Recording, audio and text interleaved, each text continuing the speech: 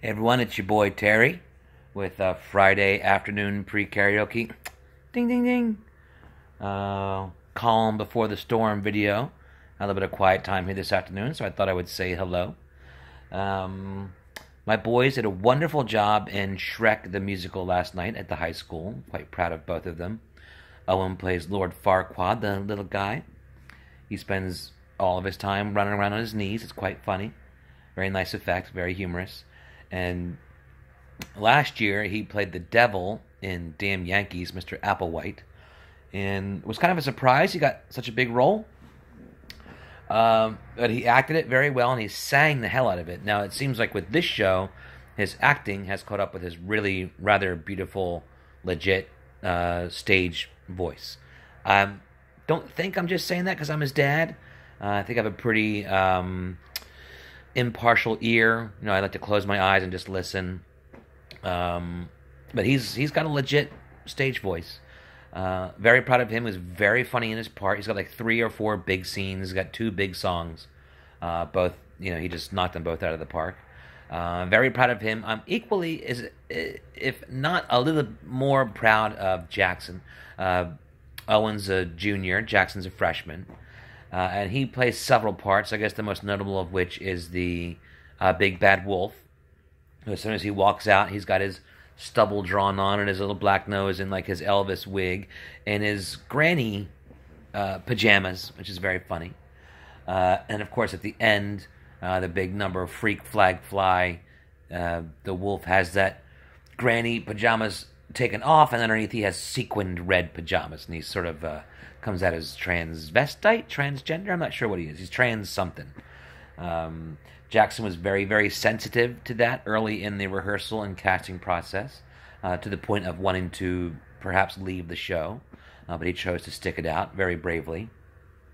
Jackson is a dancer, has been since he was 2, and with that comes a certain assumption from people who don't know him. He's very lithe, he's very lean, he's very comfortable in his own body. He's constantly around women from ages 2 to seniors in high school. And there are certain assumptions people make about boys like that. As far as we know, he's not in any way different from any other normal red-blooded American boy. If he is, so what?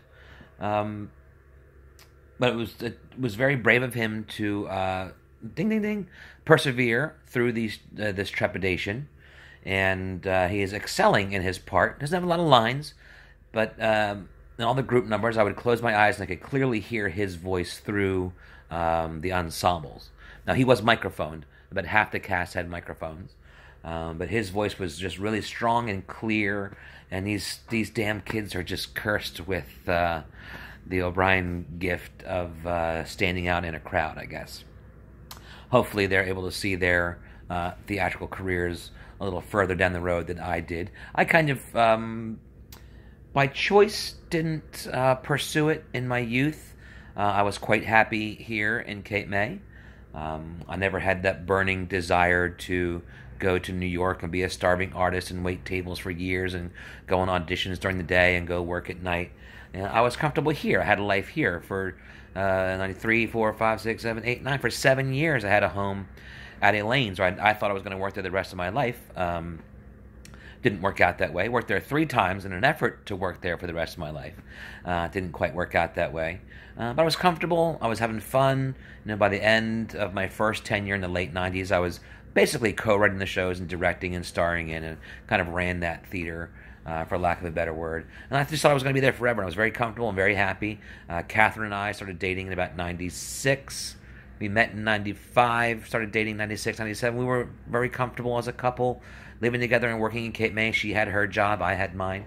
But I just never had that burning need to go to New York or LA or any of that. I just always figured you go to New York and stand on a street corner and, you know, swing a dead cat, you're going to hit 10 guys like me. I may be underselling myself, but that's just how I thought in those days. Now back then, in my 20s, of course, you harbor dreams of being the leading man. I didn't quite have this head of hair yet. I wasn't quite this body type yet. As I settled into my 30s, I could have sort of settled into this. This is how I've looked since I was about 35 years old, maybe sooner to some observers. But I guess I accepted this as my look in my early 30s, and so more embraced the character roles and the humorous parts. Anyway, I'm not sure how I got off on this tangent. I'm very proud of my boys who did a wonderful job. Clearly, something's been handed down from me or their mom or both of us. All three of them are beautiful. All three of them are smart. Jackson is an unbelievable dancer. He's going to be a great actor and a great singer. He's just so young, yet he's so green. Owen is a phenomenal singer. His acting is really catching up to his singing. Can't dance a lick, but he can get through the little bits he needs to do. We keep trying to tell him to take a dance class in the summer, but teenage boys, what are you going to do? So tonight is Friday, obviously. Look, 6 minutes. Haven't talked about anything. It's Friday, which means it's karaoke night at the Rio Station. We start about 9 o'clock. Starting to pick up over there a little bit. Getting 6, 8, 10 singers a night. 10 to 15 singers makes for a perfect night because everyone comes in. Everyone gets to do 3 to 5 songs, depending on how long they've been there. They spend some money. They have some food. They have some drink. The restaurant makes money. I get my money. I'm hoping for a good year doing Friday nights there. It'd be great to start seeing some local people out. If not, I think I can officially announce will be the karaoke host at Carney's this summer. That's on Tuesdays. We're going to be doing a family/kids show. I think that's going to be like from 5 to 8-ish. And then in the evening, we do the regular grown-up karaoke. I'm not sure if that's 9 to 1 or 10 to 2. I just know I'm hired there for Tuesdays. I'm not sure the exact hours yet. So we got that going. Recently renewed our contract with Congress Hall. Tim, Joyce, and I will be starting our every other Sunday and Monday schedule on May 7th. I'm not sure what day of the week that is. If it's a Sunday, then we're there the following Monday. If it's a Monday, we're there the following Sunday. And we're there for 23 weeks. We're there through the middle of October. So that's great. Hoping to get on that Congress Hall winter gig schedule. But I know Myra does a great job with her. She has hundreds of acts to choose from who all want work. And hopefully we'll grab a couple this winter. What else is going on this season? April 26th, obviously, we start Downton Stabby. We just got the artwork for the Exit Zero ad, or just the general newspaper ad. It's really pretty cool. And that's going to be a monthly show. Looks like the last Thursday of every month moving forward, as long as we sell the seats. There's 40 seats. Hope to see some of you out there. That's it. I'm currently looking for, I got Sunday, Monday, Tuesday karaoke, Friday karaoke, monthly Thursday theater show. I'm looking for like a Wednesday night summer gig, Saturday night summer gig. I'm trying to keep Saturdays open for the Beatles and the Billy Joel bands. I'm hoping we have some stuff coming up. Still trying to get that day job. I had an interview, I guess that was Wednesday. I thought it went pretty well. It's for a local hotel to work at the front desk. But because of my sort of eclectic night schedule with the different entertainment venues, different entertainment endeavors that I run, they might not have found me to be a fit for what they needed, which is fine. It's their hotel. They can do what they want. I have an iron in the fire for another sort of day job. Might work out, might not. We'll see. That's why I'm still looking for the night work. Night number 2 of Shrek at the high school is tonight, and then it's tomorrow night. Both those show curtains are at 7. I'd get there at 6:15, 6:30 to get tickets and get a good seat. I believe I think tomorrow night's going to be the big sellout show, and Sunday afternoon always sort of sells out. So tonight's probably a good night to get tickets. Tonight and tomorrow night at 7, Sunday at 2. I'll be at the Sunday show again to see a different young lady who plays the lead part of Fiona. They double cast that part. The girl who played it last night did a fantastic job. She's the daughter of the musical director. I'm just trying not to say names of kids that aren't mine, but she did a fantastic job. Everyone on the show did a great job. I wish I directed it. I would have given them some stuff to do, but I didn't direct it, so I just tried to enjoy it for what it was. Not that it was badly directed. I'm just saying I would love to get my hands on a show like Shrek and really go to town on it. I'm halfway through the Obsidian Chamber, the Pendergast novel. I don't know what to think. Ding, ding, ding. I don't know what to think about these books. It's good. it just kind of, I don't know. Maybe I've read too many Pendergast novels. Maybe they've written too many Pendergast novels. They're very well written. They're finely constructed. The research is impeccable. I'm just kind of, I don't want to spoil anything, but there's a family dynamic, and someone you think is dead now isn't dead, and we're going to go back into that whole sort of sibling rivalry thing, and it's like, you did this for 3 books, 2 books ago, now you're going to bring it back, and here's what I'm having a problem with this book, is the character you thought was dead, who has come back. First of all, I'm bothered that the previous book, Crimson Shore, which I liked just fine, I don't know how long it is between Pendergast novels, a year, but they treat each one of these novels like it's an episode of a TV show, that they leave clues in this book that you're going to pick up in the next book, even if it's a year between this book and that book. If it's a TV, ding, ding, ding, it's a TV show, you get a week between episodes, you drop a clue here, you come back the next week, it says, last week on Homeland, here's what happened. And like, oh, that's right. This is, like, I knew there were some things in the previous book that they alluded to but never sort of put a button on. I was like, well, okay. Then I got this book, and it says, oh, now remember what happened back in the last book. I knew it was this guy. I was like, can you just, don't write each novel as a chapter in a gigantic novel. Write each novel as a novel. Wrap it up. Give me an ending. You want to leave, the old 50s monster movies would say, the end with a question mark. That's fine. Leave me with a scene or a clue at the very end of, here's what's coming up in the next novel. I don't want a whole string of minor clues that lead up to the reveal in the next book. I just found that very annoying. And then that we're going back to revisit this character who we just had 3 books about, and there's more than 3 books about him in the series. And I'm just kind of, I'm going to finish it, but I might be done with the Pendergast novels for a while.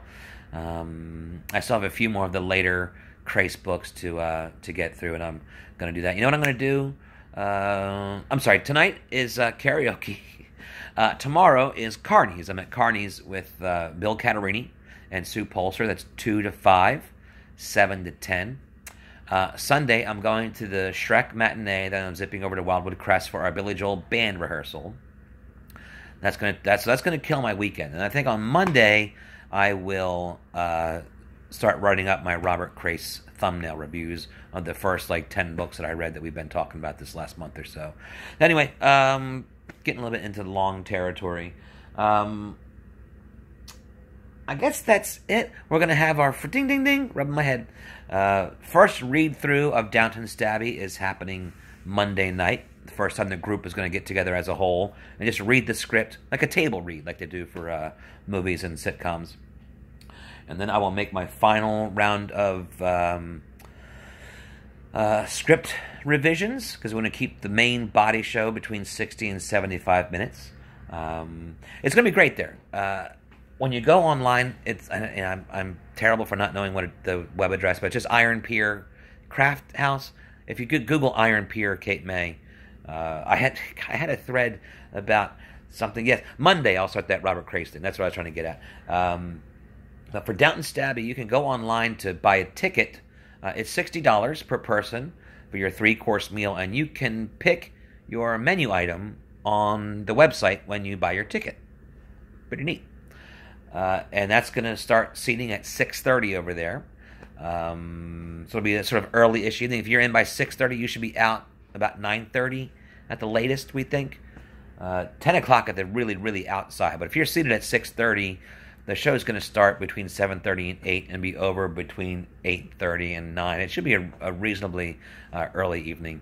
Of course, opening nights, you never know. That show could be 45 minutes. It could be 95 minutes. I don't know until we get in there and start working this space.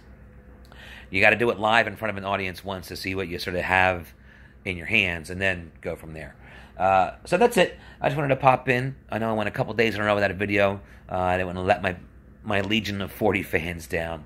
It's a nice day here in beautiful downtown Irma. See the sun streaming in. That over there, right here on that TV tray, are 3 half-empty cups of water. If my children could go to college and major in half-empty cups of water, they would be doctorates before their junior year, because this is what they excel at. You see? Half empty cups of water all throughout the house. Did you see the movie Signs by M. Night Shyamalan and Mel Gibson, and the house is just full of half-empty glasses of water? I think there might be, you can't see the woods over there maybe? There might be aliens living in that little stand of woods over there.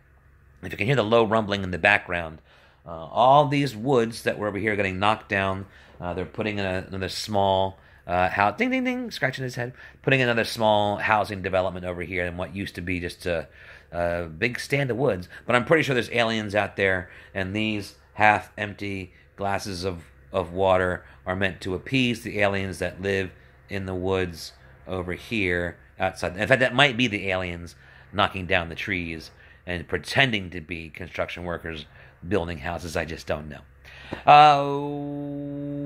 Wendy Rodelko, hope you're feeling better.